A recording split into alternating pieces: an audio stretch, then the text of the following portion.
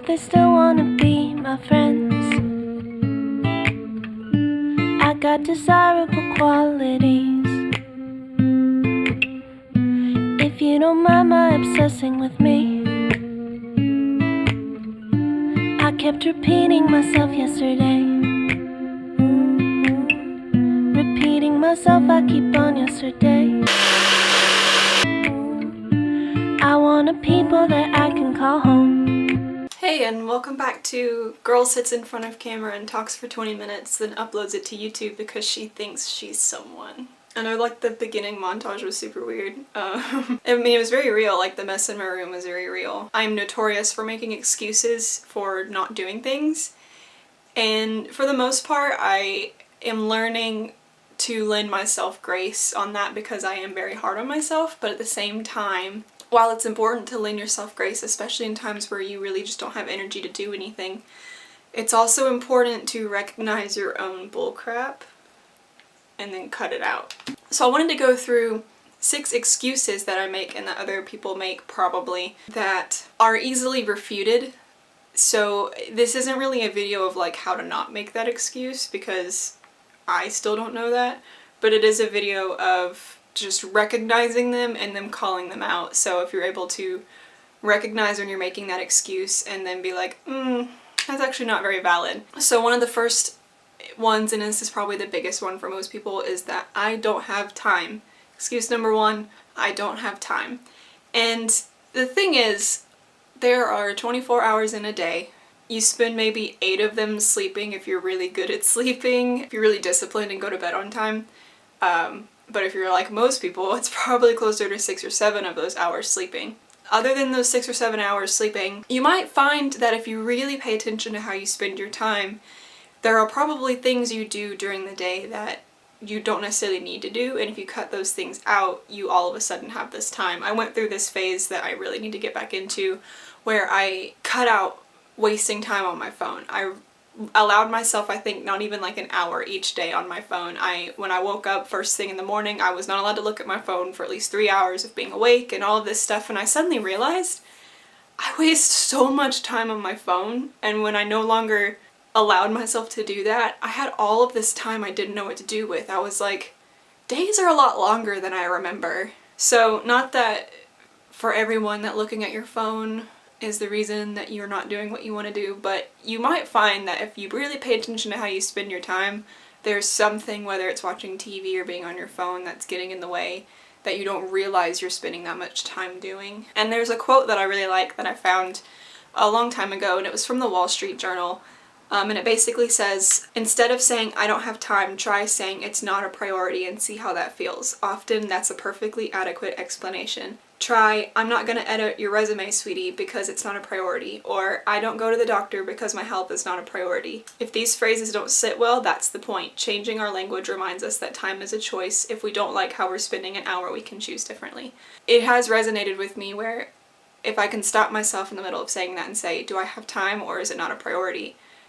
It kind of stings a little more. Like, instead of saying I don't have time to work out, you say it's not a priority to work out, and then you're like, yikes, that doesn't feel good. Or I don't have time to make a healthy lunch when really this took like 2 minutes to make. But if you say it's not a priority to eat healthy, you're like, yikes, yikes. So number 2, and this is a big one that I used throughout high school and even into college, is I don't have the right equipment or tools to do that thing. This was a big one for me when it came to doing YouTube videos because especially in high school, I didn't have this nice camera and I thought that I needed some $1,000 camera that all these other YouTubers were using to even get started. I wouldn't even start, I wouldn't even try half the time because I didn't have the right camera, I didn't have lighting equipment, I didn't have a microphone, I didn't have people to help me, I didn't have the right editing software, I didn't have the right computer.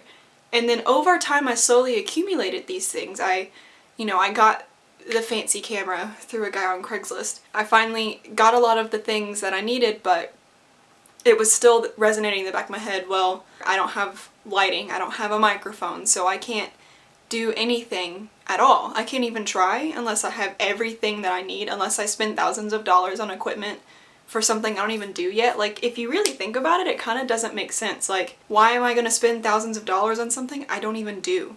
And if I had started back when I really wanted to make YouTube videos since I was like 11 or 12, but if I really started back when I was really driven to do it, and that's when I was 16, then I mean, I'm 22 now. Like, how many videos could I have made? How much farther could I have gotten if I had started when I was 16 with, you know, a little Nikon Coolpix camera, or even my iPhone at the time? If I had started then, who knows? Number 3, all of these are ones I make, so like, please don't watch this video and be like, who is this girl telling me that I'm making excuses, thinking she's better than everyone? I am a garbage rat monster, trust me. Number 3 is, I don't feel like it.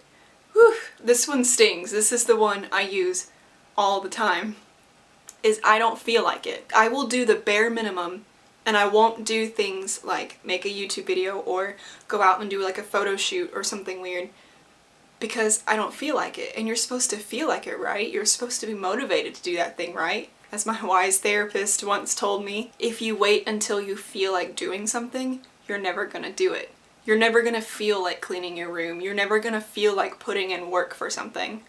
I mean, maybe you do. Maybe you're super motivated. Why are you on this video? Get out of here if you're one of those ambitious people. So number 4 kind of plays into number 3 as well, and it's, I'm depressed, anxious, or going through something right now, and that's why I can't do this thing. And I am, again, the queen. I'm the queen of wallowing in that. I'm like, I'm depressed, so I'm gonna live in my own filth for the next month. And sometimes that's legitimate, and sometimes you really are going through something and you need to just kind of let yourself rest and just do nothing and wallow in whatever it is. This isn't to say that you need to like ignore that. I think you should honor whatever you're going through, but you know, give yourself a few days, and then if you're still just wallowing in it, it's time to kind of pick up a little bit. Still honor that place that you're in, so do small steps. So again, for me, a lot of it is I live in my own filth when I get really bad off, so just doing one thing. If your room's full of dishes, take one of them out of your room and put it in the sink or in the dishwasher, whatever you do. Just put one away, and then you'll realize like, that wasn't that bad, I'll do one more. And at least you did that, and then you can you start to feel a little better. When you do just one thing, you realize that wasn't as hard as you thought it was going to be, or it wasn't as exhausting, or it felt good to do that one thing, so you start doing more and more and more. Little tasks will make everything so much easier if you compartmentalize, do one thing at a time, and don't let yourself get overwhelmed with the amount of work that needs to get done. So number 5, are we on number 5 now? Yeah, okay, it's 5. is I'm not talented/good enough yet. I used to think that I needed to be really good at making videos before I could do it. But like, how am I gonna get good at videos if I never do it? So if there's something that you want to do but you're like, but I'm not good enough at that thing yet, like, you're not gonna get good at it if you don't do it. Be bad at it.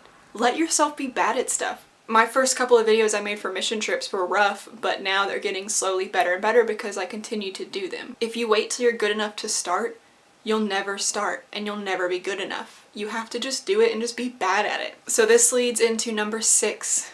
Do I have to use my fingers? This leads into number 6, what if I fail? And I'm not gonna tell you that you won't fail. I'm not gonna use that cheesy quote, what is it, that's like, what if I fail, but oh darling, what if you fly? No. When you think, what if I fail, here's how to respond to that thought.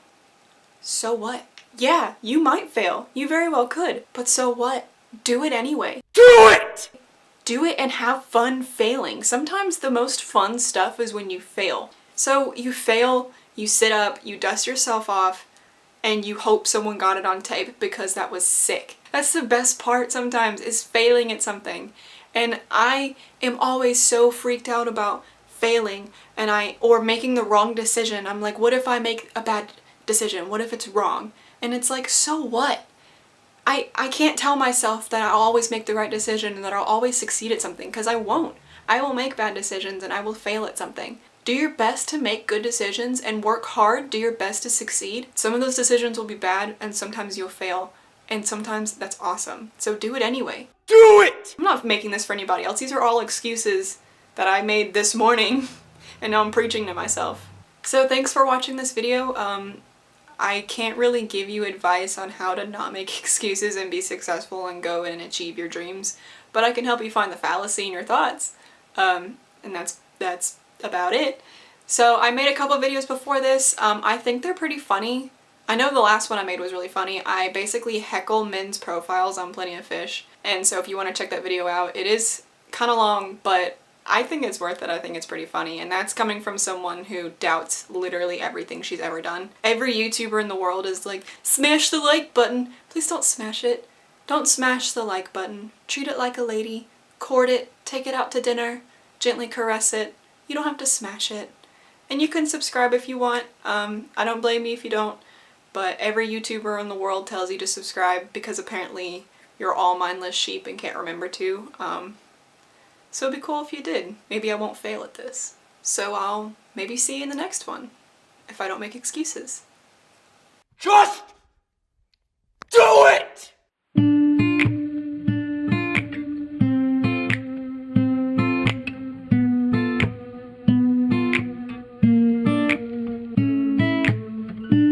I put my foot in my mouth